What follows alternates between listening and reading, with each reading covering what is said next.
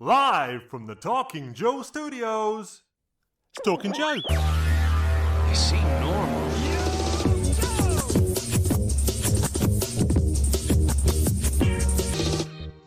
Hey Joe fans, Mark here, and welcome to part 2 of our look at G.I. Joe, A Real American Hero, issue 287, along with our special guest, Yoo-hoo! I'll make you famous. Billy Penn is on our show. He's just a guy who draws G.I. Joe. The artist of that issue, it's Billy Penn. Now, in part 1 of our discussion, we talked to Billy all about how he got into comics, how he got into art, and his love for G.I. Joe. Now, in this part 2, we will be launching into our normal, more regular look at the issue. So sit back, relax, and here we go. Comic talk, oh, comic talk. Larry Hama writes them, Tim and Mark discuss them, whoa. Comic talk, oh, comic talk. Larry Hama writes them, Tim and Mark discuss them, whoa. So normally, I think we've started digging into the issue, but so let's rewind a little bit and say we are ready to talk about the issue. It is issue 287. It was released 10th of November 2021, almost 2 months on from the last one, which I was surprised was 22nd of September, the Snake Eyes Spotlight. The creative team, as always, we have Larry Hama as the writer. We have Billy Penn as the artist. Colors are, as always, Jay Brown. Letters, Neil Utaki. Senior editor, Tom Waltz. Editor, Megan Brown. And research specialist, Diana Davis. We would... Can I hop in just for 1 second? Mark just mentioned that this issue came 2 months after the previous one. And I don't, that should not be taken as a criticism of anyone at IDW. We are still living in a world where things that are shipped from far away have a lot of delays, and IDW and all comics publishers are dealing with this right now. Is that your retailer perspective? Yeah. Because I kept thinking like, oh my gosh, an issue did not ship in October, but the news everywhere is paper shortages, shipping problems. I didn't know if that affected this issue or not.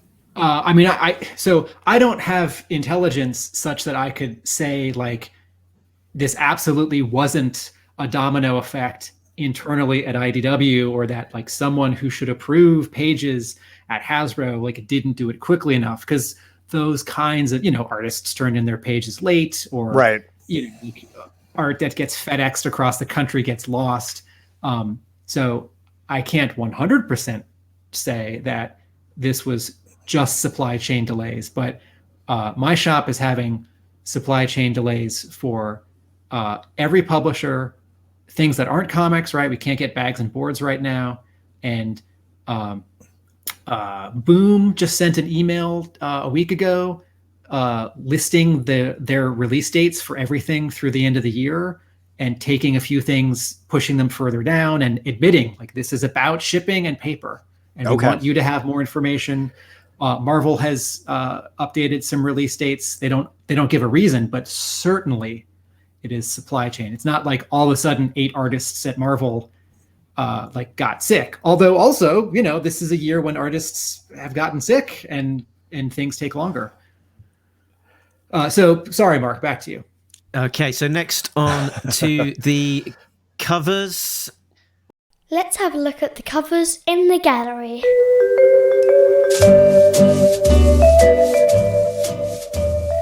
So cover A is the second of the multi-part cover from Freddie Williams. The second, the G.I. Joe the movie intro inspired piece with colours by Jeremy Colwell.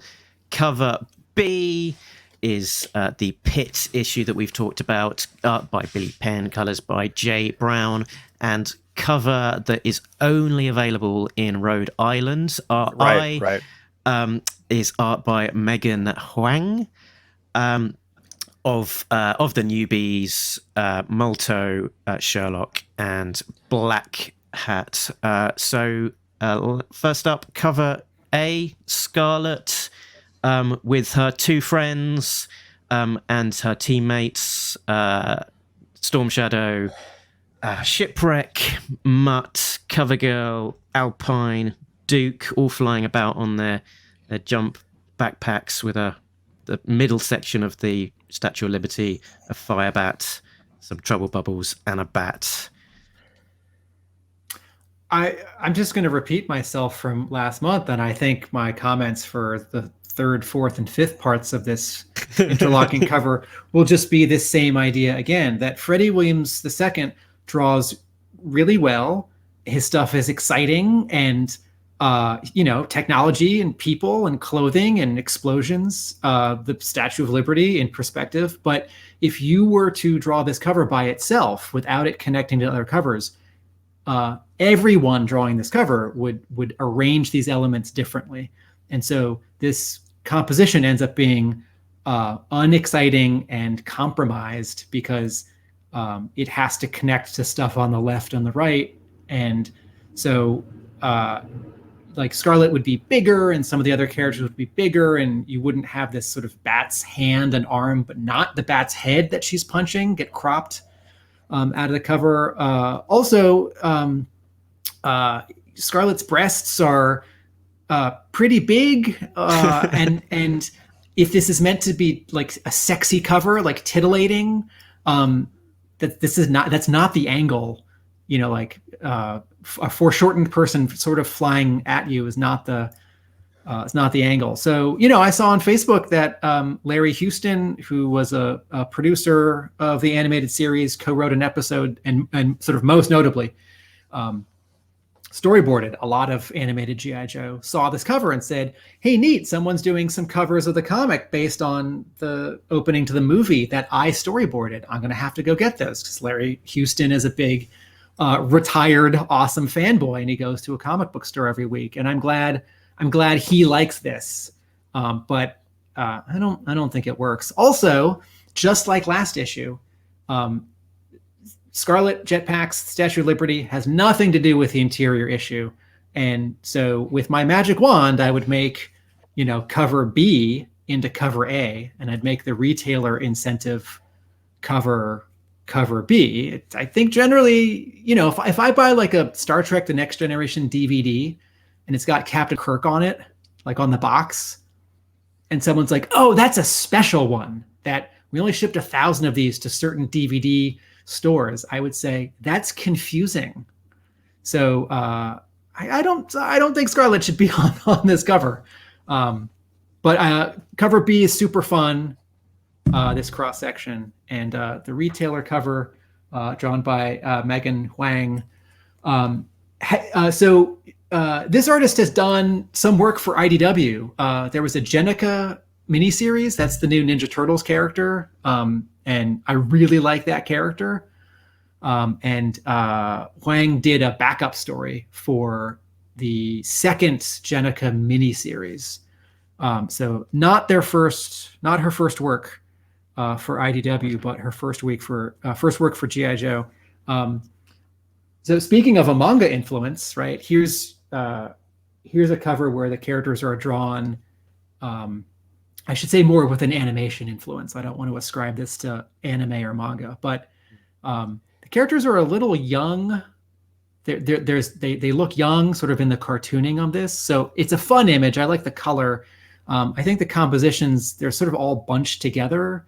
So like the silhouette of the three of them overlapping, I think could be a little more separated and effective. And you get a lot of this negative space sort of on the top left of the cover under like the GI and a reel of the logo. So I like this cover, but I think this artist is going to get better. So if they do more covers in the future, I look forward to seeing them. And back to cover B, I think we'll do a session of Name the Joes, and I'll just put myself on the spot to see if I can get them. So starting at the top, we've got the Rolling Thunder. So I assume that's Armadillo inside. It's not He's probably the least clear of the characters for me. Billy, do you know who that would be in the turret? Oh, geez. He is an 85 Joe. Fans are going to be mad that I don't know this. He's an 85 Joe. I had the toy. I think he came with a tank. He's kind of got like the goggles on his helmet. He's a mustached dude. Oh, would that be heavy metal from the Mauler tank? I believe that's heavy metal from the Mauler tank. Okay. Armadillo is squished between the R and the J. Can you see his deltoid? Okay, let's assume he's there then. So you're right. You're good eagle eye. That is Armadillo. That's his shoulder. Okay, then we've got Lifeline, Gung Ho, Leatherneck, two Marines together, Law and Order. Then up on the top of the Defiant, we've got Outback taking a blowtorch to the Defiant. Not entirely sure if I trust him with that. Stalker looks to be looking over. On the elevator, we have Duke and Scarlet with the newbies. So that would be Multo, Black Hat, and Sherlock. Down the bottom of the page, we've got Hawk, Dial Tone, and Payload version 2, who was packaged exclusively with the Crusader space shuttle. I had to look up that one.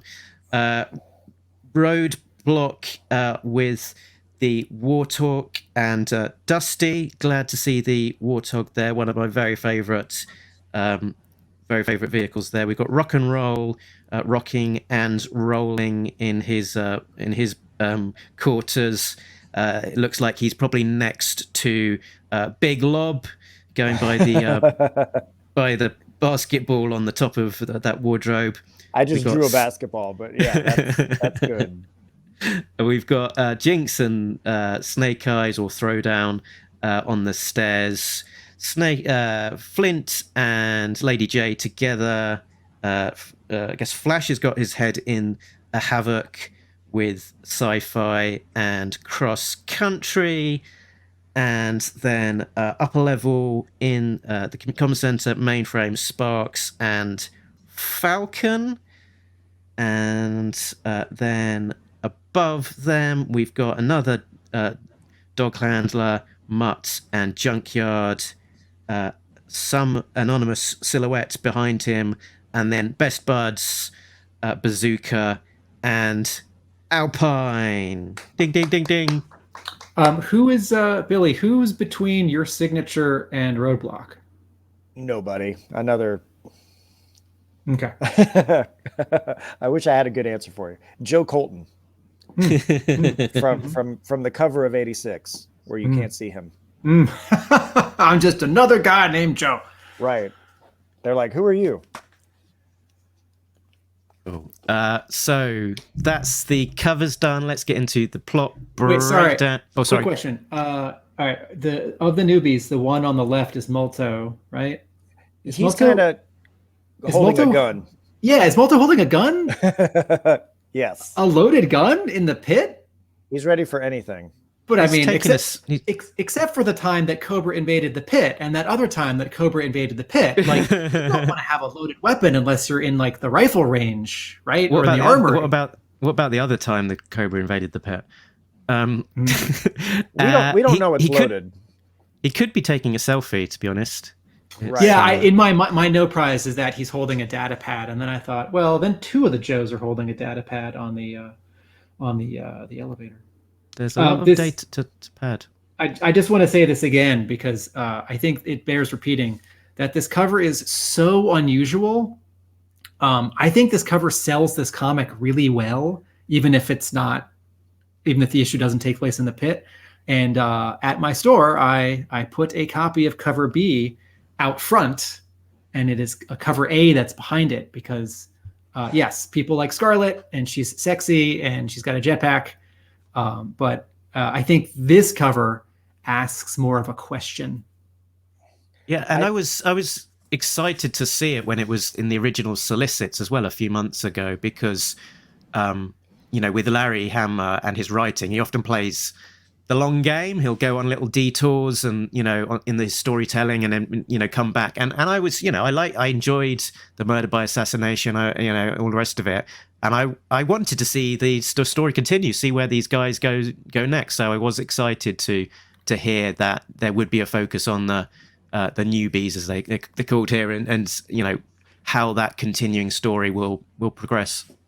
It is funny, of all the pit reference I collected from the comic, I also screen captured the intro of the comic, and I was looking forward to them going to the firing range where Flash would be melting the target, and whatever that horizontal pole room is that you can just jump through. I think Tomax and Zaymot used something like that in one of the episodes when they're falling between the Extensive Enterprises building and Lady J's falling with them. There's all sorts of weird gymnastic pop-out poles in the world of G.I. Joe. There's two guys in that training room also that are just strictly kick fighting.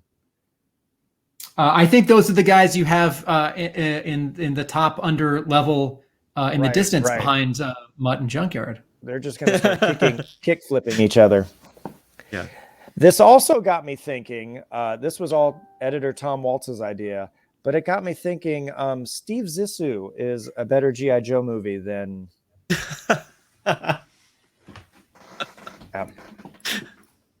Very good. Just, you've got different characters doing stuff, like the camera guy, the electrician guy, the communication guy. Scoop, Breaker, Shipwreck. I was just thinking, like, it'd be funny in a G.I. Joe movie if you just had people dressed up as Bazooka who don't deliver a line of dialogue, just walking past the camera. Mm-hmm. Okay, so... Note to Paramount, yeah. Let's get on with the plot breakdown. The G.I. Joe newbies, Multo, Black Cat, Mongoose, and Sherlock are joined by Outback on a recon mission to investigate the goings-on at Cobra Island. They launch a Zodiac boat from the Whale, making their way to Cobra Island, avoiding a Cobra hydrofoil while Cutter and Shipwreck help by distracting a Mamba. At the site of the old compound, Dr. Mindbender explains to his new assistant, Crimson Guard Laura 343, that he is constructing a casino with a modified construction bat, or set of bats. In Dr. Mindbender's new lab, he unveils a new upgraded brainwave scanner alongside the original scanner. The Joes ambush a Cobra patrol, taking their uniforms and vehicle in order to infiltrate the casino compound. Black Cat is able to tap into the brainwave scanner and copy all the data. They are discovered by Mindbender, but bluff their way out. The Joes make their way back to the Whale, prisoners in tow, and a huge amount of data to analyze. To be continued. This issue is dense, right? So Billy has already referred to this in all of the locations, right? So water, jungle, construction site, etc. There are so many Cobra vehicles here. There are so many different kinds of Vipers who we just see for a panel or two. There are several particular devices, right? Like the brainwave scanner. And there are 2 flashbacks. And also, right, everyone remember that this is a spotlight for 4 new Joes. There is a lot in this issue. And any issue of G.I. Joe would be harder to draw than a lot of comics. This is going to be up there for one hardest to draw issue ever. So the real reason why Billy Penn never drew another issue of G.I. Joe is because that 287 broke him. Right. I'm not comparing myself to Michael Golden, but yeah, Michael Golden just had to draw some Joes, some Cobras, the October Guard, and 4 vehicles, right? And a train. And he took about a year for it as well, right? Yes, there you go. He had no deadline. They were waiting for him. I like to tell art historians, Da Vinci only had to paint 1 Mona Lisa. not keep her consistent with turnarounds. No.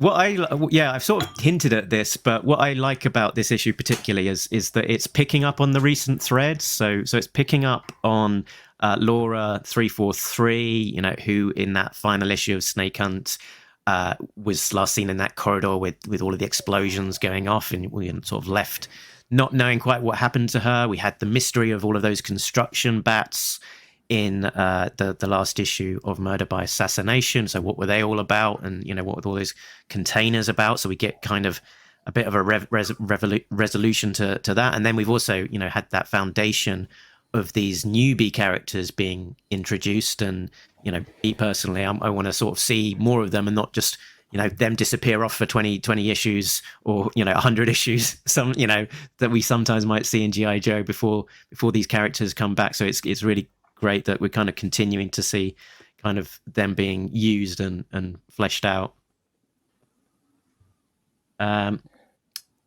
The other observation I had around the plot is it's G.I. Joe in recon mode. Again, they're gathering intel. It's a slight gripe that G.I. Joe seems to be doing that a lot, but not always necessarily doing a lot with the intel that they've gathered. So if you cast your mind back, there was like those bats in the Bat Factory that had all of those spy cams and stuff installed on them from Bomb Strike's insertion team. Gathering loads of intel, but I think that never quite finding out about what it is. But that side, it is a good recon and mission. Another observation: we're back at Cobra Island, which, correct me if I'm wrong here, but I don't think we've seen it since issue 134, which was all the way back when Firefly was in neon green mode and on sort of taking over Cobra Island himself. I don't own those issues, but I was flipping through my back issues going like, oh my gosh, we haven't been on Cobra Island in forever. Like I wanted personally to make sure that I didn't draw the freighter, because I think if you if you Google like Cobra Island map, you'll get that picture. Yeah. And I was like, oh wait, nope, the freighter, Cobra Commander blew up the volcano in 100. The freighter went missing. Yeah, the freighter's the only thing that's not climbed out of that volcano. Right. This is really just another argument for why this comic needs to be published twice a month, because there are so many characters and locations. It's been far too long since we checked back in with Cobra Island. Well, even talking about the newbies, you were talking about. I saw the script. I was like, Mongoose, and I'm like, oh yeah, he's the guy. They meet in the cafeteria. Yeah, he says I'm a translator. Did IDW give you reference for him? Yes. Okay. But on the Cobra Island point, I'm going to take complete credit for the return to Cobra Island, because if you cast your mind back just a few months, there was a sensational letter in the pages of G.I. Joe that was published by a certain guy who suggested that it would be great to have a return to Cobra Island, and Larry agreed that it was ripe with, I think, revenants. I think he called it, or something like that. So yeah, I'll bank that one. I'll say I planted the seed, whether he was planning to already or not. Dreams do come true, Mark. You should keep writing those letters. I bet there's another thing or person that you'd like to see come back to the comic. So this can be a nudge for everyone who's listening. If there's something you want to see in the pages of G.I. Joe, they don't get as many letters as they used to.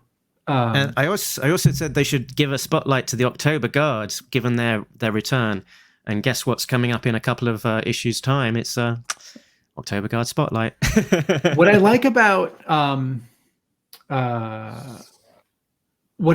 this coming back to Cobra Island here is that as a location, it was always so full of possibilities, right? Yeah. Like it's so like smart and funny and a little scary that like it was invented the way that it was invented.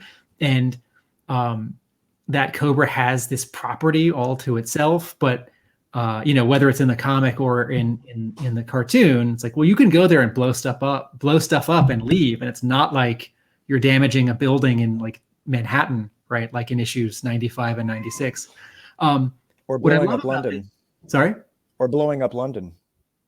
Right. From space. What I like about this is that when Cobra Island's new purpose here is immediately new and different. Right? So it's not like, oh, Cobra Commander is there like fortifying his defenses or like plotting something against the Joes, right? Or like building a new base, right? Like, no, it's a casino, right? That's really funny. Like the stuff that as a kid sort of bounced off me, you know, like, oh yeah, Cobra owns property in New Jersey, right? Like, oh, Cobra is a pyramid scheme. Like, oh yeah, that must be how Cobra Commander gets his money, right? Like, no, that's really funny and cynical.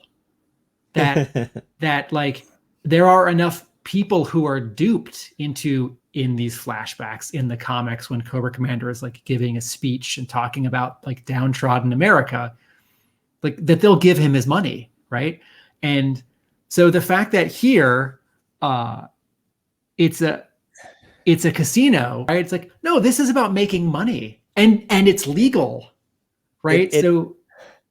I think this is great. Even if nothing comes of this, even if Hama like never makes it back here, like just these 2 panels of Mindbender describing it, and then they walk through the casino, I am utterly thrilled and satisfied. It does feel a little Batman 66-ish, where like as a kid, you're thinking this is deadly serious. And as an adult, you're like, yeah, why not build a casino on an island? Yeah, because you know, it's like you know, if all the Daredevil comics and like Daredevil TV I've seen on Netflix, right? It's like, okay, yeah, when criminals take their ill-gotten money and buy real estate, now the real estate's legal. Now their like criminal money is legal because and so absolutely this worldwide terrorist organization, you know, it's like, all right, well, we're going to sell some tanks to like Middle Eastern dictators and we're going to own some property in the US. And I don't know, the government could probably seize that, but not this casino. Right. Now, I do think it would be a resort for bad guys. So personally. So there's an episode of the animated show where we briefly see a Cobra R&R base in the, I can't remember if it's the Arctic or the Antarctic. But I agree with you. I would love to see some Cobra characters, whether it's generic Vipers or one-of-a-kind people like, you know, a Dreadnought, enjoying this casino, you know, or the island, like as a beach. I'm intrigued, and worried is too strong. I'm intrigued that the brainwave scanner has come back, and you know, it's this long-running thread. I don't want to say MacGuffin because it's not a MacGuffin. It actually is a like vital sort of story component as a prop in G.I. Joe. And I don't want to say that it's been used to like there's nothing new left to do with it or it's been overused. But I do think that like Cobra is big enough and interesting enough that if I never saw it again, I would be fine with that, right? It's like you bring back Cobra Island, I think, yeah, I've missed that. You bring back the brainwave scanner, I'm like, oh, I think we saw that 15 issues ago.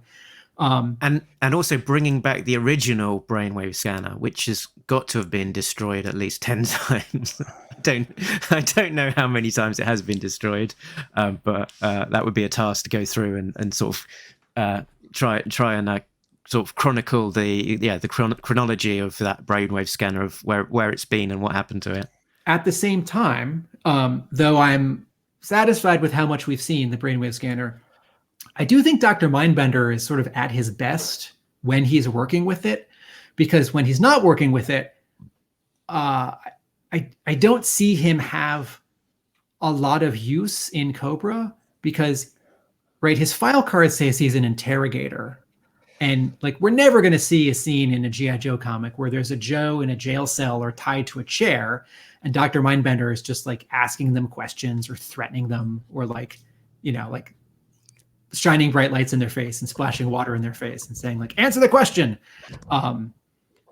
So as a prop, like this belongs to him, even if I know Dr. Venom invented it. So sort of the two of them in combination, I like. I'm also glad to see Dr. Mindbender without Cobra Commander, because I do think that the comic in the last 100 issues has very often paired Cobra Commander and Dr. Mindbender in a way that I think excludes other interesting Cobra characters. Mm-hmm. And I'm so used to this combination now. A lot of times Mindbender just feels like he's there so that Cobra Commander isn't talking to himself. Like for the benefit a sounding board. Yeah, for the benefit of the reader. It's like, no, I'd much rather Dr. Mindbender in this scene go interrogate a Joe. And he's not a commander, right? So he's not going to like lead a battalion. He's not going to like tell a bunch of Vipers to go do something unless it's very particular to like, okay, now set up this brainwave scanner. So in the last 100 issues, you know, if magically Mindbender disappeared and like Major Blood showed up in one of those scenes, or Scrap Iron or Gristle. Mix it up. Yeah. So if we're going to have Mindbender back, I like that it's without Cobra Commander and it's with the brainwave scanner. So, and it's with Laura. So here's like a sort of a novel combination. Yeah. So we were just talking about the Mindbender and the brainwave scanner. So, clearly there's a plot afoot to use the scanner somehow in conjunction with this casino and a cloning tank. Yeah, and I was going to say there's a conspicuous use of a glowing green cloning tank there as well. All right, so I want to jump in here because this panel where Mindbender says, that is the beauty part and the big secret. And I was turning the page and I was like, yes, what's the secret? And then we cut back to the joke. Right. This it's all little cliffhangers. So both that panel, right, Mindbender teasing something that we don't know with this cloning tank, and then also the final two panels of the comic, right, where Black Hat says, I downloaded a huge amount of data. This will take ages to analyze, but it'll be worth it. As I read those, I reminded myself, like, okay, I don't know what's going to happen with these two threads. It's very likely that Larry Hama, as he wrote these, did not know, and 3 months later, does not know where these are going. Because as he tells us in his Facebook name, he's making it up as he goes. And this isn't like him being cute. This is him, like, every month he like manages to pull off this 20-page adventure. And some of them have cliffhanger endings. Some of them have sort of flat, I don't mean that as an insult, flat endings. And they say to be continued. And some of them just like the story is over, like our previous issue, right? Which is like page 20, the story is over. And it occurred to me, like, okay, so 2 issues ago, we see construction bats. We see battle android troopers retrofitted to do construction, and we see like a shipping container. And I thought, oh yeah, 2 months ago in Larry Hama's writing time, he probably didn't know what that was going to be. It's like, oh, well, I think I'll have some bats like loading up this container, and they've got like construction arms or whatever. And so it's part of the fun of this comic is that part of what's like frustrating or anxiety producing about reading this comic is, this is not like a discrete 12-issue miniseries where the writer's going to like end it with a big thing. And then it'll be like one graphic novel collection that you can like give to your friend. Like G.I. Joe's just this big 40-year story. And some of the issues end in a really satisfying way. And some of the issues end, and to get some satisfaction out of some of the stories, you have to read another issue or maybe 20 issues from now. So I do hope that both the casino, the brainwave scanner, the cloning tank, and all this data come back around really soon. But I've been reading this comic for a long time, and I wouldn't be surprised if 3 out of those 4 things don't come back around soon. And I'm okay with that because those are the rules for this comic. Right. as a fan, it was thrilling reading the plot. I'm like, oh, we're back on Cobra Island. Oh, they're building a casino. And then I thought, oh, I guess I have to draw it. And then you thought, oh, I don't get to draw what happens with it because it doesn't get resolved in this issue. Right. But it is fun to speculate that maybe Doc and Breaker are coming back. Yeah, so I guess the cloning machine there, combined with the old brainwave scanner particularly, and everything that's stored in its memory banks, sort of, I guess, opens some doors for it being used to kind of potentially tap into those memories stored in the machine and bring back some dead characters, or and in parallel, possibly that they're going to, wanting to kidnap some guests from the casino. Maybe sort of world leaders are going to visit this casino. They're going to capture them, stick them in the machine, take their memories, clone them, and do whatnot. I'm going to go out on a limb here, and I'm going to guess definitively that Serpentor and Dr. Venom are not coming back from this subplot again. Possibly. Third time lucky. My third written note on my piece of paper, having read this issue, is great storytelling and everything is clear. So we talked about Billy Penn's art and his process, and what I didn't actually say because I was saving it is that this is in terms of reading and readability, in terms of clarity, drama, action, acting, this is a good comic book. Every panel has, every page. I mean, I'm looking at the opening scene, right? First page only has 4 panels, but then it's 5, 1, 2, 3, 4, 5, 6, 7 panels. 1, 2, 3, 4, 5, 6, 1, 2, 3, 4, 5, 6, 7 panels. Billy Penn's storytelling in this issue is great. And going back to the inking, everything has heft.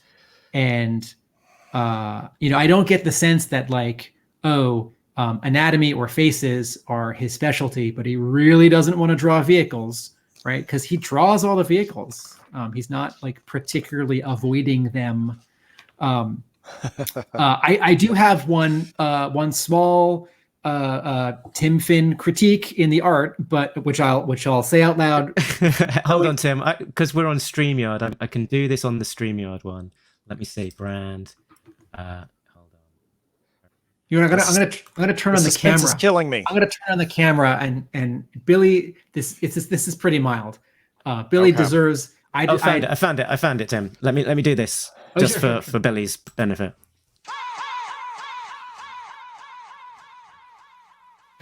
Na na na na na na na na na na na na na na.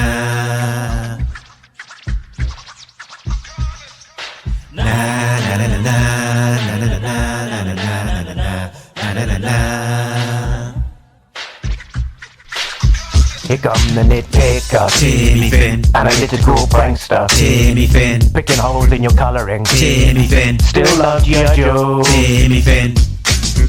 No, he won't lie. Yes, he Testify. Anyone can see there's some criticism. Anything that he don't know ain't a thing that's worth to know. Pull him back and let him go. Criticism. Here come the nitpicker, Timmy Finn, analytical prankster, Timmy Finn, picking holes in your colouring, Timmy Finn, still love G.I. Joe, Timmy Finn.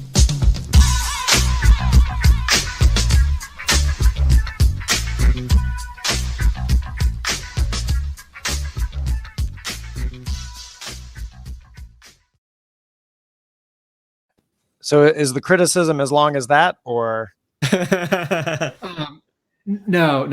I say this knowing full well that it's gauche to criticize our guest, who's gracious enough to join the show, and I can't do this. I can't draw an issue of G.I. Joe, and I can't draw an issue of G.I. Joe in 23 days. there are 3 or 4 panels where I feel like someone's head, someone could be drawn bigger. That and I initially thought this might have come from your reference photos, that you and your brother, though in shape, are not as big as these, like 29-year-old, 220-pound real American heroes. So page 9, panel 1, Dr. Mindbender. I know he's not as big as like Roadblock, but I would just like a little more meat on his bones. And when we see Outback on page, I think it's 12, I just want his head a little smaller for his body. But I really did like this issue, and I'm not just saying it because we're on the podcast together right now. And I whether or not this issue broke you or I invented that idea, I want you to come back and draw more issues. I will prove that Dr. Mindbender is me. No. He's got the braces underneath. I will say when I was drawing for Cobrember last December, when I was drawing G.I. Joe characters, and they're half of them are photo referenced from me. No, this is a real thing. You take a photo of yourself or your like roommate, and you have to like tell yourself like, no, like superheroes, like John Buscema in How to Draw Comics the Marvel Way tells us that like, okay, regular humans are 7.5 heads tall. Superheroes are 9 heads standing tall. like this. And yeah, and you are exaggerating. Yeah. I added muscle to me for Dr. Mindbender, but yeah, even with added muscle, I'm the wrong proportions for Dr. Mindbender. I would agree. But I say that with great respect and admiration for a comic book very well drawn. Well, thank you. I think the worst me reference for that Mindbender is panel 4. He's got like no shoulders and noodly biceps. I mean, Mindbender of any Cobra, Mindbender should be the one who's skinny because, I mean, on the one hand, his character design, he is showing off his chest because he's just got suspenders and a cape. On the other hand, he's just like the evil scientist interrogator. So unlike, like a Viper, Dr. Mindbender doesn't have a lot of reason built into his like character backstory to like lift weights, get yoked. Yeah. Yeah, I mean, he was a dentist, right? Right. It's like I think his jaw muscles should be quite strong. From I bet you could find a fit dentist somewhere, though. Like certainly, and by superhero, I mean there's that pinup in is it your book 3 or 4? Mike Zeck did a pinup of Dr. Mindbender running. Like the back cover. I'm thinking of the one when he's just walking down the hall at us, and like with Tom Palmer inks. Very good. Yeah, all those pinups were inked by like Dennis Jank and P. Craig Russell. All those pinups were inked by different people. Very good, Billy. Done my homework. That's some nerd fan cred right there. When I was casting, who would you guys cast as Dr. Mindbender? Because I came up with 2 during the drawing process. I'm gonna have to get back to you on this because I feel like I need to think about that. Well, because it's like Brian Cummings' vocal performance in the show. It's like he's doing an accent, and so am I thinking of like a foreign actor, or am I thinking of an American who might do an accent, or is that accent like an unfortunate stereotype that we should get past? I don't like his voice in Venom versus Valor, so. I don't know. I also he's in Rise of Cobra, sort of. Sorry, Mark, you were going to say? No, it's in the same page. I have to give it some thought. I think Pete Postlethwaite would make for an interesting. Wow. Dr. Mindbender. It's not on model by any means, but are you just picking a bald guy? I am kind of picking the first bald guy. Patrick Stewart, right? Like 2 can play that game. Well, when I think of casting, I'm not thinking, yeah, The Rock. The Rock. Yeah. Yeah. When I'm thinking of casting, I'm thinking of line art, not acting ability or voices. Like, this isn't for a movie. This is for a drawing. And I think on that last panel on that page, my mind was going towards Jesse Ventura. You can tell he's got the little butt chin. You guys are both super silent. Yeah, I'm looking. Like, Jesse Ventura would be a terrible Dr. Mindbender. I'm looking for that chin. I ain't got looking time and for thinking, dentistry. Yeah. But then I started thinking of There Will Be Blood. Daniel Day-Lewis would be a good visual Dr. Mindbender. He would be. Yeah. This issue, I'm going to change tracks back to the art overall. I think because I'd seen a little bit, Billy, of your Facebook posts about process just before I read the issue. Because Mark messaged me and said, this guy's putting a lot of interesting stuff on the internet. And that just for the last 7 days. And that kind of process stuff is fun and interesting. And I think it's good to draw the curtain back for comics readers. So I think I went into this issue with a different mindset, knowing like this issue was a real schedule challenge. And something about your art overall, there is I don't know what the word is for it, because the art is not rough or rushed, but there is a there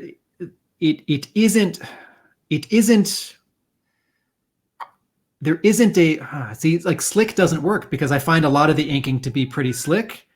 Maybe what I'm thinking is there's a roughness in the faces, which I like. And I think what I'm seeing there, because I've looked at your comics and your cartooning on your website, I think what I'm seeing there is the rush to get the issue done.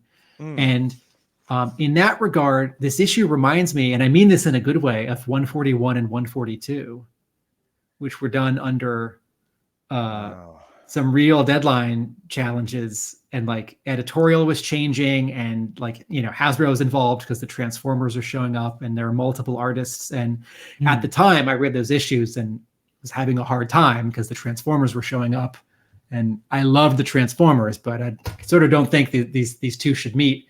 But going back to those issues now, like knowing how they were made, it's like the patina of nostalgia. It's like, well, even sort of like the sort of roughest issues of the original run are still like very important comics to me. And I'd rather read those than some like brand new, very slick issue of Batman or something. If it were up to me, I would take reference for everything. And then when my favorite artists do that, I'm like, oh, they're kind of missing some life. So I do think the rush deadline is like, okay, you just have to draw these quickly, and hopefully there'll be some energy that translates through the rush job, if that makes sense. Going back to it, I'm thinking now that this is what I'm saying is showing up in the second half of this episode. So I'll reiterate a point from the first half when you talked about your process and like setting your stopwatch. Your process of setting a little deadline, is it 7 minutes to like draw this, move on? It could be usually 9. Okay, 9 minutes, right? Like, and right. I'm just going to pretend it's like this panel. And you described it as like a bunch of like related things, like a bunch of foliage. That is what professionals do. Like, I remember when I was right out of college and a friend of mine was drawing a comic for slave labor graphics. And he talked about his tough deadline and how he couldn't do his like best work because like he had this deadline. And he said, but sort of the best that I can do isn't this like philosophical ideal if I had infinite time, because no one has infinite time, and like no one wants to wait infinitely for me to finish. My best is what I can actually do for this comic. It's like you think of your favorite team and they win the championship, and it's like, well, the team they beat in the Super Bowl, one guy had an injury. It's like, well, we'll never know if both teams had been at their best. It's like, no, there is no like issue of G.I. Joe that you draw where you have like 9 weeks. And right. and so I could be wrong saying this, but I think Danny Elfman has said that, like with the Simpsons theme. Like that's the theme he'll be known for his whole life, and that's the one he worked on the least amount of time. I remember because I own that collection of his movie and TV music, and he in the liner notes he mentions that his score for Mission Impossible was a rush job, and I don't know that if I'm listening to a music score, I don't have the ears to know if one is a rush job or if another is a rush job. Was that Songs for a Dark Theater? Yes. I have volumes 1 and 2. Uh-huh. I'm out of my other comments for the issue. Not about art. I've said this before. Keep it to 9 minutes, Tim. Sorry? Keep it to 9 minutes. 9 minutes. And then move on. Yeah. My other I've said this before.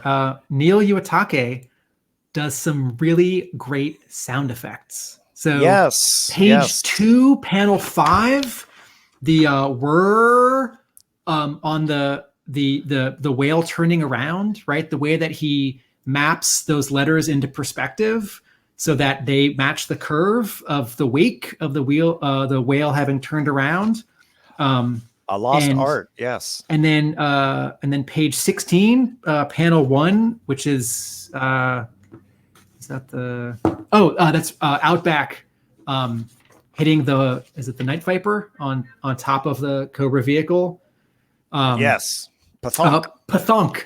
And it's slightly, the bottom of the letters are slightly behind the Viper's helmet, and then even the page, I guess it's page before, where the mongoose shoots the tire, right? So yes. Patham. I'm much more interested in lettering by hand than lettering on computer, but I understand why publishers nowadays do lettering by computer. It's much faster, corrections are easier, and doing foreign translations is much easier. What it also means is that like you can sort of, anybody who thinks they know the computer can be, finger quotes, a computer letterer, and they probably shouldn't be, right? Like you need to understand design and typography and computers. Sound effects in comics are uncommon these days, and yet they are in the IDW G.I. Joe. And not only are they here, and I like the actual like onomatopoeia, but Iwatake does some really fun stuff with them. As a fan of the Artie Simek Spider-Mans and the Tom Warzakowski X-Men Wolverine Excaliburs, I I really do get excited to see that stuff show up. Nice. Okay, I think we got covered a lot in this issue, but let's delve into some of the details that we've spotted in I Spy. I spy with my little eye. First up, I Spy Black Hat is a short viper. I like this little touch that in costume. Black Hat is noticeably shorter than the rest of the characters as a viper, sort of a little bit like the stormtrooper in Star Wars. Aren't you a little bit short for a viper? Maybe. I love that trope in Wizard of Oz. I love that trope in Star Wars. I was thrilled to get to do it in G.I. Joe 287. Is that in the plot, or you just figured? I just kind of figured. Okay. She could be taller. I don't know. My I Spy is I Spy a Cobra Steel Crusher, which is a vehicle that does not date to the original Real American Hero run, but it dates to the first live action movie. It's a Rise of Cobra vehicle, and I find it interesting that Hama puts it in here. I mean, maybe he's like randomly searching Yojo or 3D Joe's or one of these reference books for a Cobra land vehicle. Or maybe he's thinking, well, it shouldn't be a stun because of this reason. but I immediately saw it and I thought for a second, wait, is that new? Did he make that up? Is that just a generic like Jeep thing, Humvee? And then they named it, and they, wait, no, that's from the first movie. And so I don't love mixing the animated series and the comic, and I probably don't love mixing the first movie with the comic. This is like, I guess, the first time it's happened. Yeah, it's from 2009. It's a very cool looking vehicle. I think one of the best, more modern era vehicles. I've been tempted to seek out one myself off of eBay, but haven't pulled the trigger. Part of why I don't like it in the comic is because Cobra vehicles are supposed to be fantastic, and this vehicle, this vehicle is very much like people in Hollywood coming up with something realistic for that movie that will like make sense and that is like easier to make. I think in my own play as a child with G.I. Joe, I was sort of gravitated towards the slightly more realistic, sort of practical, functional vehicles. So I liked the Warthog because I could see having those hatches in the back and transporting troops in a safe environment be very useful. And I loved the Stinger and the Vamp and the Tomahawk. Gravitating all of those. So that kind of, it's in my wheelhouse. Yes, I will agree with you. If magically in 1986 there had been something like the Stinger, but the size of the Stun. If there'd been like a Stinger Mark II that was bigger, I would have been all over that. So the other observation about seeing the Steel Crusher, and I think the first appearance of that in the comics, is that alongside that is the vehicle driver, the Nitro Viper version 2, who has their costume taken by Mongoose, yeah. I think. Yeah. That was all in the reference they sent me. Okay, cool. I did notice though on the Steel Crusher, it goes slightly off model in terms of it's got a gun turret, which I don't think is on the toy. I think you can find different pictures online. Sometimes it has a gun turret and sometimes it doesn't. For me, for visual storytelling, I just wanted something that kind of had that shield. And it's really kind of my own personal toy, Roadblock's Madeus sticking out of it. Because I think it reads visually from panel to panel to panel quickly. Yeah. It's a good addition. I have an I Spy. We see it first on page 8, panel 3, and then panel 4, and then it returns much more visible, not blocked by word balloons, page 17, panel 5. This very difficult to draw Cobra logo chandelier, which is so fun. Also, Billy, if this issue was drawn with a deadline crunch, why did you make something that would be hard to draw? It's funny. The issue comes out and you're still kind of living your life. And I think when I was drawing it, my son had just watched Army of the Damned, or whatever Zack Snyder just did. Yeah, on Netflix. And there's a whole bunch of making ofs. And I was like, oh, there's a casino with interesting angles. Everything, you Google casino and you get photos by the casino that they put up. And people don't typically take pictures of them. But, the making of, you can look up, you can look down.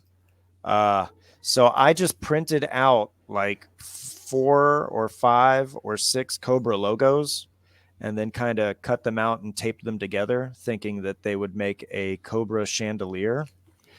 I'm glad you caught that. And all of the casino machines also have little cobras on them, even though they're not colored that way. And again, there are some panels that repeat the background. That's one of them. I just used the same background again, except kind of like animation or movie making, the elements in the foreground are different. Like the casino machines are like, it's the same ceiling and the same chandeliers, but the bats are not carrying the roulette table anymore. The bat isn't rolling out the carpet anymore. The roulette table has been set up the second time we see that panel. Right. I almost made a Cobra pattern carpet to send to Jay Brown, where they would be kind of, tessellations of the Cobra logo. Mm-hmm. That sounds like a great use of your time. Yes, yes. It's funny the things you obsess over and get excited about. Okay, the next I Spy that I have is that Shipwreck is speaking Spanish. He says, "Es ciego?" Is he blind? And I looked back to his file card, and his name is Hector X Delgado. He comes from Chula Vista, California. That sounds like credentials for someone who might speak Spanish as a first language or a second language. I never saw a script, so that tickled me very much. Right. See, Okay. You're drawing from the plot. I'm drawing from the plot. Hama gets your art, and then he dialogues over your art. And makes things flow better, yes. And then you buy the comic X weeks later and see how it all comes together. Okay, this is funny. My wife and our alarm goes off at 5 in the morning. And, shower, waste time on your phone. I'm showered by 5:30. I wake up the high schooler at 5:45. And then we're out the door by 6:45, breakfast and all of that. The one morning my wife's checking emails and she's like, "Did you see the one from Tom?" "No, what is it?" "Oh my God, it's the PDF for the issue." I don't have time to read this. And I read it cover to, Snake Eyes Dead Game ad in the back. It was the whole comic as a PDF. And I was like, I'm going to be late to work. Parker's going to be late to school, and that's okay. But yeah, I had a smile on my face. It is different to see it in print. I was like, okay, this is the definitive version. Like it's 11 by 17 when I draw it. It's God knows what when I scan it and they color it. I'm reading a PDF on my phone in the morning. So to see it in print, I'm like, oh, this is what it really looks like. So that's exciting. Very good. Tim, have you used up your I Spies? I said one inadvertently in part 1 of our interview that Blowtorch is conspicuously in that one panel where we see the pit, and I thought must be the artist's first toy or a favorite character, because no one else, like Hama's not going to write like Blowtorch is also there. Yeah, well, he never shows up in his, with his full-on mask as well, even in a Hama when he is a main character. As a fan, I just want to pepper it. And then maybe drawing the cover influenced me. Like, who did I not get to draw? Yeah, I would love to pepper this whole comic with people you've never seen before in the background doing God knows what. So that was fun. Rakondo's in there too. Behind Duke? I thought that was Wild Bill, but yeah, okay. And is there anything else that you'd like to spotlight in the I Spy, Billy, that we've not yet touched on that you think is worth drawing our eyes towards? As we go into hour 4, No. the Mamba cockpit on page 4 is a little bit of Airwolf and a little bit of Kit. The kitchen is from Jurassic Park. And we never have flashbacks in G.I. Joe. When Black Hat's walking down the hallway, my wife and both of my sons are in the background. Oh, wait. I did have one. The teacher. The teacher's you. The teacher is me. Okay, good. And the classroom is populated with friends I played G.I. Joe with. Oh, nice. I need to tag them in Facebook. Tell them, hey, buy the issue. Is that your classroom, or is that some 80s, 90s classroom because it's a flashback? That is a make-believe classroom, but I do have a computer lab in my school, and I did take a picture. We have flat screen monitors, but there's also a TV on a cart in that picture, which would not exist TV nowadays. This hurts my heart. listening to Black Hat and Mongoose talk, because they are kind of date stamped, and I'm like, oh my god, I could have taught them. Like, Oh wow. like Yeah. I was like, are we flashing back to her in middle school or high school? Is this the 80s, 90s? Oh my gosh, is this the early 2000s? Mm. It's hard to tell. The this isn't like an I Spy, like an amazing Easter egg, but I just want to point out that on page 1, 2, 3, 4, 5, 6, 7, the first panel of page 7, when Black Hat has opened up this like electronics briefcase that says Right. COM3 on it, there's a little satellite dish in front of it. Right. And I'm sure 9 out of 10 of our listeners saw that. But just in case you didn't, it's like, okay, so this is how she's sending this signal out. And I feel like that's a sentence in the plot. You know, it's like include this kind of equipment with this kind of little satellite dish in front The of way I inked it, I tried to make it pop against the black shadow of her COM3 box, but then it kind of got colored the same color as the COM3 box. So it is harder to see, but this is why this is I Spy. It is funny. All the G.I. Joe toys have a G.I. Joe sticker on it, Yeah. like a logo. So Yeah, I put yeah, the logo on her COM3 box, thinking that is not going to be good when she walks through the casino. Like, On that same page as well for an I Spy, we've got a map of Cobra Island, which must have been using reference from those Cobra Civil War issues, where it's Yes. got the map of Cobra Island. that Was map that showed up twice. Was that It's a in- reference you were given? Did you have to get that one yourself? That was a reference I was given. It's funny, the things that are in the script, and I know Larry's a master storyteller and he's been at the comics game forever, but the script called for a moonless night. And I think he even said it's a black, make the water black. It would be hard to see anybody on a moonless night. It's in the dialogue, but part of me thought, do I draw everyone in silhouette? Do I want light sources bouncing off their faces? So I can't remember what issue of Special Missions it is. I want to say 17 or 18. But there's a scene where I think it's Stalker and Tunnel Rat and a couple other Joes are in the jungle in South America, and it's nighttime. And just everything is colored medium blue and dark blue.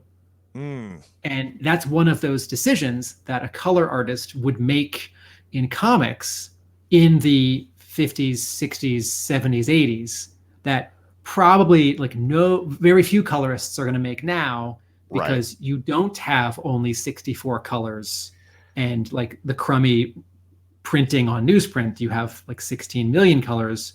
And you know, maybe the artist is going to draw it to sort of fake a lot of light that's not really there, or maybe not.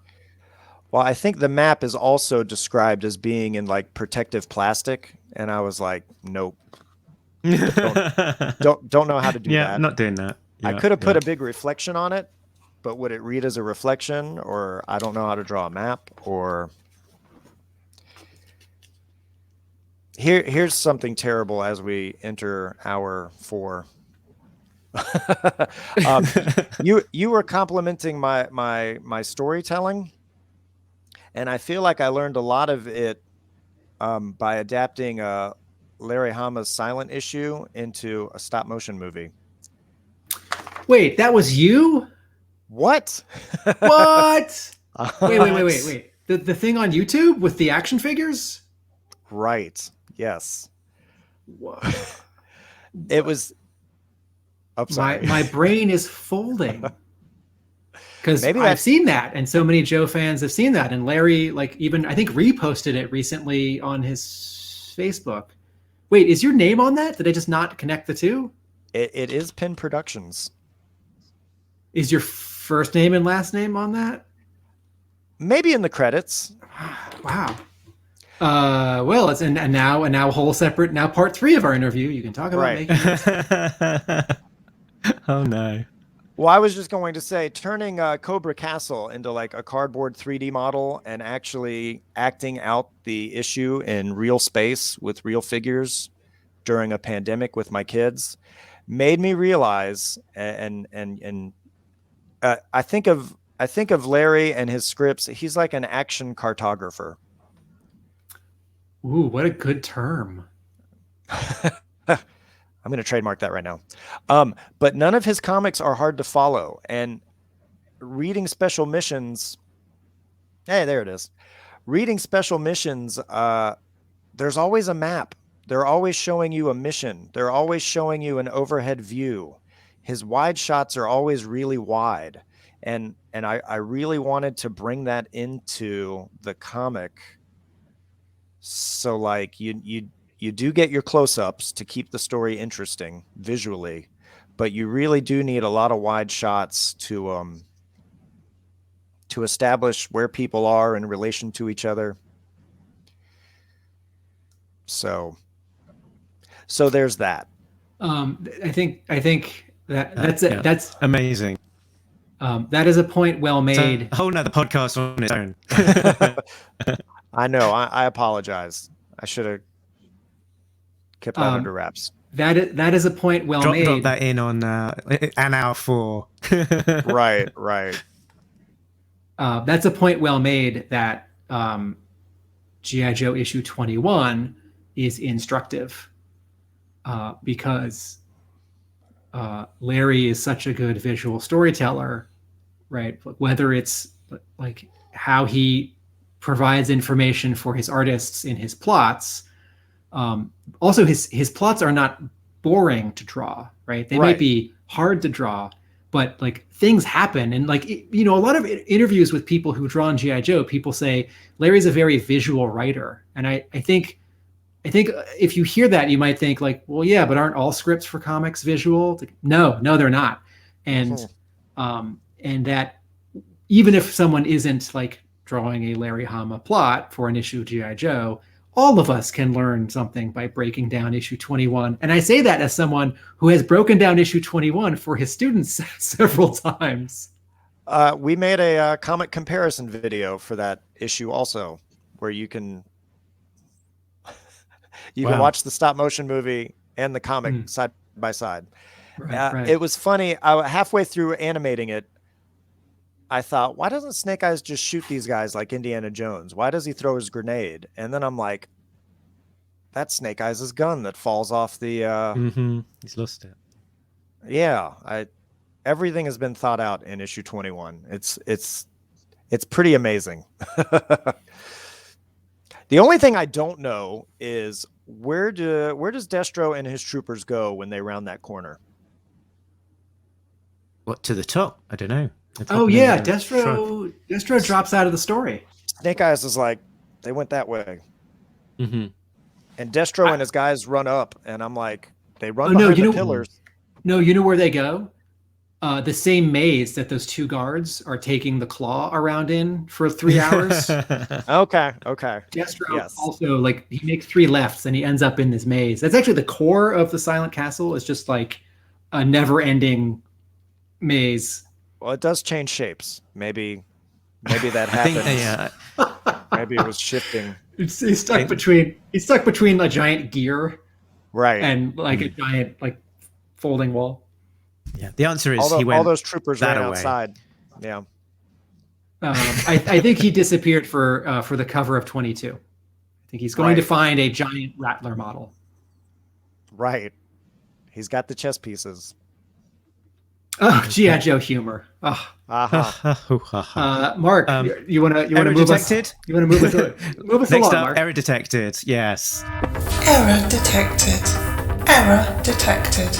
No prize incoming. So one of mine, which is I think might not be an error. Correct me if I'm wrong, and can easily be no prized. Is Outback talks about being on Cobra Island before, and I can't recall an issue where Outback was on Cobra Island. He was not on the Civil War invasion force. He was not in that annual where they come back. So I'm not sure if there was a story where Outback was actually on Cobra Island. Wow. Hot damn. Hot diggity damn. You know what? 289 should be that untold tale. Say that again? 289 should be the untold tale of Outback solo mission. You know, that could be a mistake. Hama could be misremembering the Cobra Civil War. At the same time, there are lots of Joes doing lots of things off panel. And yes, absolutely, I would read an issue where that story gets told. Absolutely. That's great, Mark. My error detected is the inside front cover, which reuses a panel from the previous issue, because I think the designer or letterer who set the inside front cover with the sit rep and the credits and the covers for this issue forgot to swap in a new panel from this issue, having pulled up the file from the previous issue and updated it, or they did it and then like turned off a layer in Photoshop or something, or like saved a slightly older version instead. And this does not, well, it actually does affect my enjoyment of the issue. It doesn't really enjoy my, because I'm such a grump. It doesn't really affect my enjoyment of the issue, but it did confuse me for a moment because I thought, oh, is this a printing error? Is something wrong with this comic? Mark, do you have another error detected? My next one is an error, but an easily forgivable error or explainable error. So there was the quote about Napoleon. Is he lucky? On the article, 10 famous things that Napoleon Bonaparte never said features this. It's a quote often attributed to Napoleon, but there is no evidence to suggest that he ever said these words. If he did, then as an avid amateur historian, he probably based them on something that Cardinal Mazarin, chief minister of France in the 17th century, actually said when he said, one must not ask of a general, is he skillful, but rather, is he lucky? But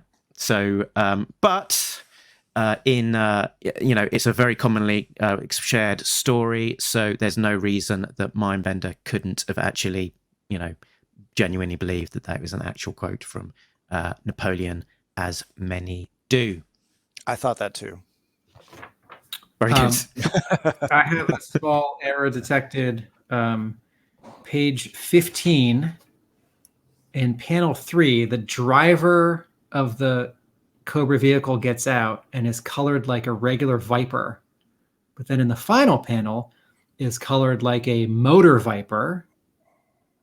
And I think that's because this Nitro Viper version 2 is like a recolor of the Motor Viper, but the Nitro Viper version 2 that came with this Seal Crusher is in all black. And then when we see Mongoose in this disguise in the next couple of pages, he is colored like he's wearing a Motor Viper, right? The stun driver. Right? Mm-hmm. So the aqua gray, light blue costume. So a little inconsistent there, and I got a little confused on that first page with sort of which Cobra was sort of where around the vehicle as they're getting held up with guns, but very minor. Okie dokie. Shall we move on from error detected and onto Hammer time? Stop! Hammer time! Time to beat the soles of your boots with my face. Sucking chest wounds, red ninjas, brain scanners, rubber hooded blue ninjas. Hammer time! So my hammerisms that I spotted were the return of the much-loved brainwave scanner, of course, a typical Larry Hama touch there, but the use of the word exfiltrate that I noticed. So in two instances, Black Hat says, shall we exfiltrate?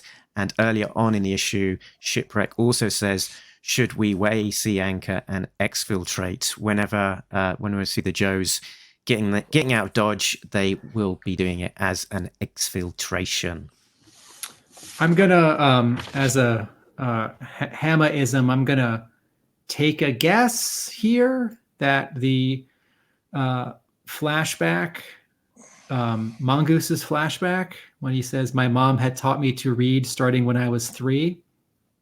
I'm going to take a guess and say that is generally autobiographical, but that's just a feeling. That's not a fact. When I got reference of the Dearborn graffiti that actually did happen, it did have RAH in parentheses, and I was thinking someone's going to think that's Real American Hero. I don't know what it means. I just copied it. Wow. Yeah, I couldn't figure out what that might mean either.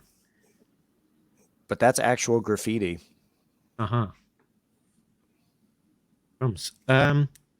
Next up, colloquialisms.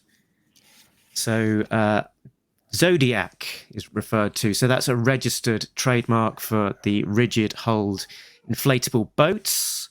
And the other colloquialism I saw was Connex, in conjunction with the Connex box. Connex stands for Container Express. Was developed during the Korean War and was reinvented to form the standard intermodal shipping container that is widely used by shipping companies today. Connex, Container Express. Is there some Hamaism on the final page with the Joes in costume bluffing their way past Mindbender? Would you consider that, Mark? Is that a fun thing that we've maybe seen before?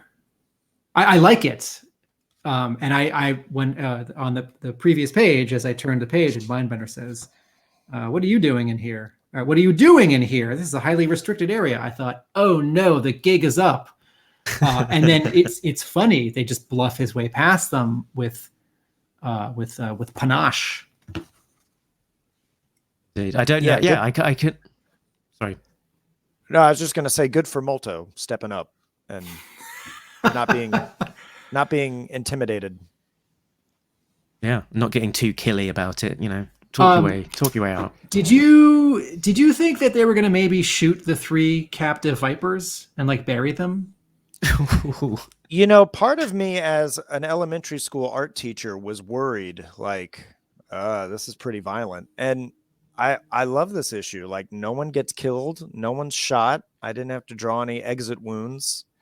The 3 vipers that are captured. Do you guys remember, I remember being a kid reading the Snake Eyes trilogy. And at some point, Storm Shadow kills the 3 Stooges dressed as vipers.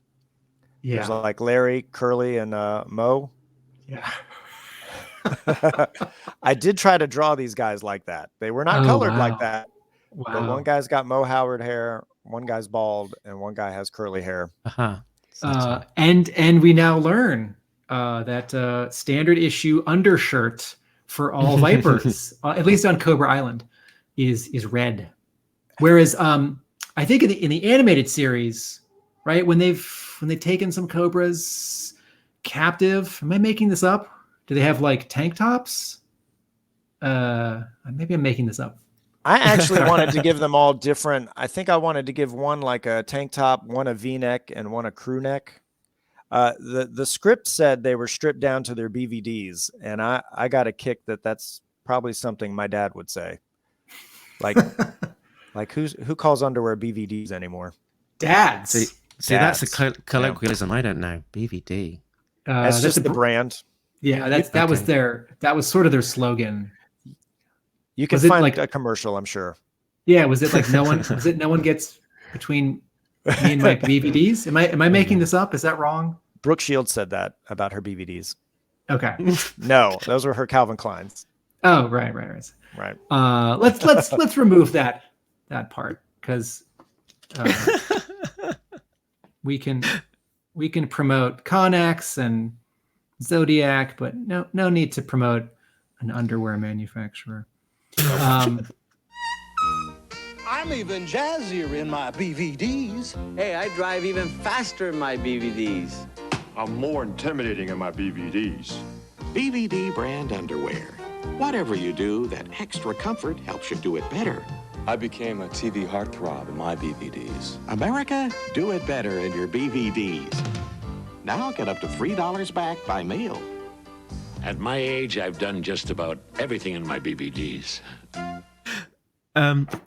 Okay. And then the final sort of, it's not an I Spy, but the letters page is replaced with a touching tribute written by Diana Davis to Bob Prippus, who was so instrumental at Hasbro in marketing, sort of crusading for G.I. Joe, defining G.I. Joe, inspiring designers and marketers and salespeople at Hasbro in the 80s, and also Transformers and lots of other stuff. I think he actually was on a lot of fans' radar after he made an appearance at BotCon in, I forget, I want to say 2005.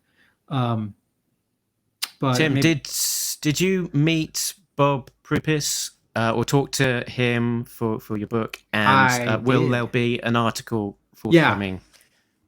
Yeah, Prippus was at BotCon in, I think it was Pasadena, and it must have been, I think it was 2005, and he did a panel with another former Hasbro person, and it was great.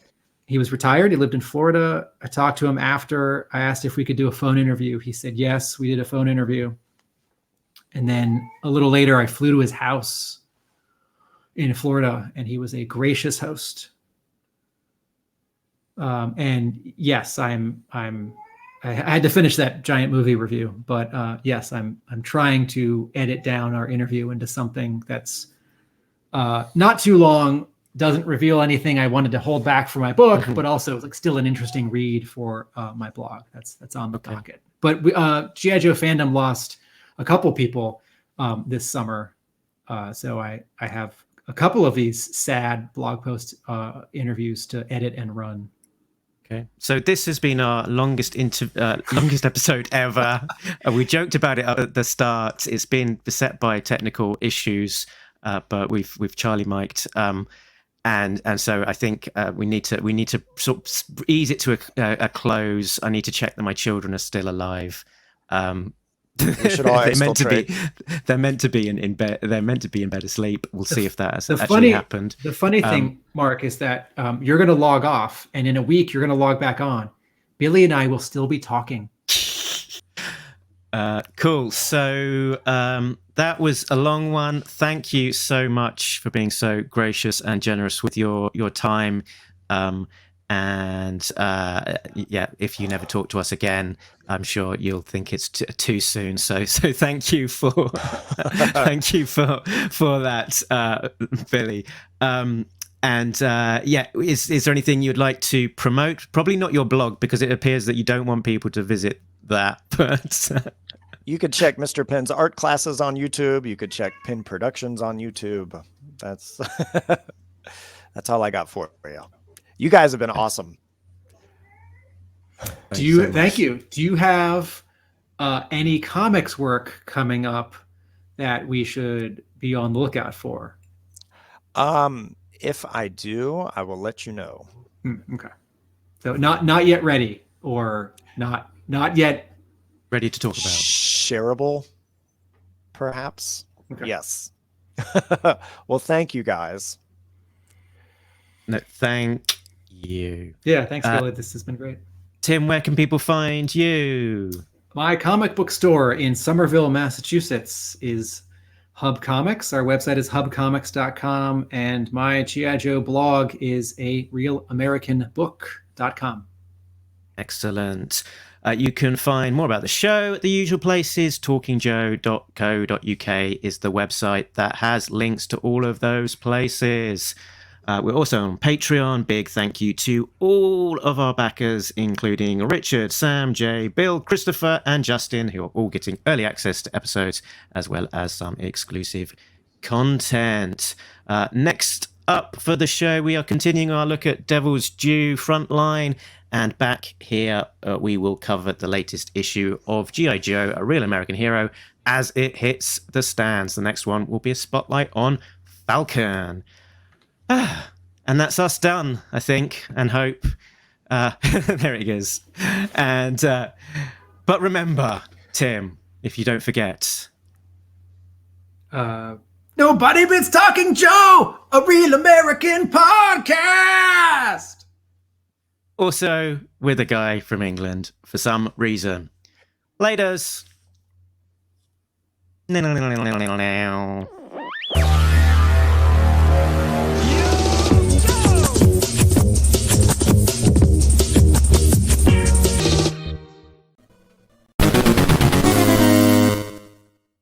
we go. That's the end. Billy, is that a toy by your left elbow with the orange? There's an orange. Yeah, is that a G.I. Joe vehicle? Is that a? Oh, okay. No. That's a reference for this very comic. It is. Crikey, what? You've got an AK-47. Two of them. It's very realistic looking. It is. It's not for playing outside.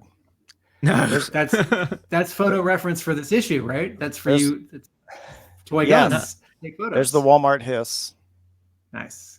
Hiss. And some snowcats. But no hisses in the issue. Right. We heard that story. Yep. Maybe you'll get to do a flashback to some like KGB, and it's just all AK-47s. That'd be cool. Yeah. And you won't have to like extrapolate how a more modern, more difficult machine gun looks in your perspective photo of an AK-47. Yes. It's funny. My brother let me borrow this pretty realistic looking M16, and I broke it twice. Oh, no. Like a bike fell on it. Wait, you're in good company. Larry Hama either sent or built and sent to Ron Wagner an M16 model for Nth Man, and Wagner broke it. Okay. Nth Man's on that cover too. What? Wait, you say that now? No. The Larry Hama tribute cover. Oh, right. Yeah. I saw it. Sorry. Hidden on cover B. That'd be awesome if he was hiding in there. Cool.